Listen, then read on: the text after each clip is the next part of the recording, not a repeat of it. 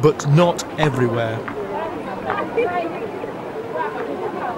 Kibera, Africa's biggest slum. It's a short drive from all the bling and glamour, but a world away. This is where the rap music comes from, but here most people do not have mobile phones.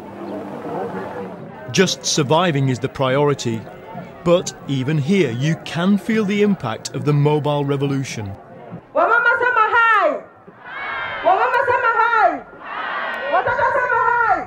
What I've come here to see is how the telecoms revolution is changing grassroots politics. Marcy Kadanyeka is a community organiser here. The main problem she's organising against is forced eviction. They go to chief's office, they pay a bribe, and definitely they'll come and evict you. They have a group called Youth Wingers, strong men who usually come and take off your door, window or roof, and then you remain like that, they throw your things out. That's eviction. Every one of the 50,000 people living up against this railway line lives in fear of the bulldozers. And for years, each shantytown in Nairobi would have faced this problem in isolation. But mobile phones have changed all that. From all over Nairobi, we had a meeting, and out of that they just told us that in case of anything, if we see a bulldozer around, we call all people using mobile phones and then we lie along the areas that they were to evict. So, political flash mobbing arrives in Kenya. The mere fact that there's a network linking people across the depths of abject poverty shows how quickly technology can change things, even at the micro level.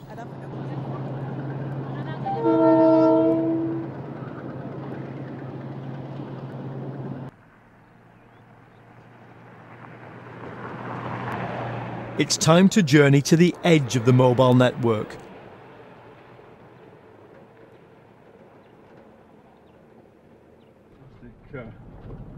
We head down into the Great Rift Valley, not the tourist bit full of safari jeeps, but the bit where the Maasai scrape a living on what's left of their ancestral land. You're going to see the bottom of the valley, beautiful acacia trees. These are acacia trees? These are the acacia trees, yeah. Well, this is incredible. I'm right at the bottom of the Rift Valley, and not only do I still have mobile access, I've even got the mobile internet, so I could Google anything I want to know about this place, and soon so could the people who live here. This is where Daniel had brought me to see how people live untouched by telecoms. But things have changed. Hello. Fine. I'm Paul. I'm Lucy. Nice to meet you. Does anybody around here have a mobile phone? Yeah, I have one. You have one? Yeah. Let me bring. Okay. Yeah, mobile. Yeah. Lucy Ndalai is a teacher in a Maasai village. What difference has it made? Great difference. Those who are looking after the cattle. Right. I bought them one. You bought a mobile for the herdsman? Yeah. And then I talk to him. When I'm verified, I tell him, hello, how is my cattle?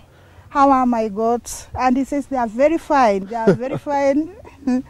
And they can speak in our mother tongue. So that's important to you to know? Very important to know how the cattle are and how safe the children are in the village. If you don't have electricity, how do you charge the mobiles? We charge them using solar. All right. We have the solar panels.